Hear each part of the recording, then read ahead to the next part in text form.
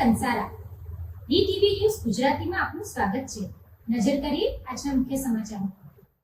CID crime ગાંધીનગરની anti narcotic task ફોર્સના PSI VK ગરાસિયા સહિત સ્ટાફ ભરૂચ જિલ્લામાં પેટ્રોલિંગમાં હતા।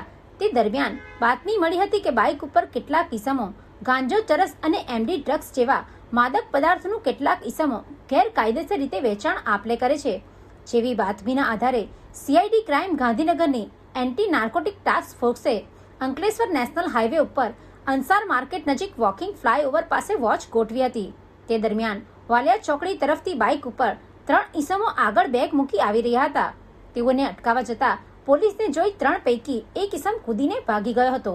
જ્યારે પોલીસે માંગરોળના કોઠવા ગામના તોસીફ મુસ્તાક શેખ અને મહેન્દ્ર મુકેશ વસાવાને ઝડપી પાડ્યો હતો, જે બંને પાસેથી રૂપિયા 48,000થી વધુનો 973 ગ્રામ ગાંજો અને રૂપિયા 48,700નો 195 ગ્રામ ચરસ તેમજ એક બાઇક, 2 ફોન મળી કુલ 1,37,000નો મુદ્દામાલ કબજે કરી માંગરોળ તાલુકાના ભાટકોલના સુએજ ગુલામ શેખને વોન્ટેડ જાહેર કરી આ અંગે જીઆઈડીસી પોલીસ મથકમાં ફરિયાદ નોંધાવી હતી। Pintu Modi, DTV news, Ankleshwar.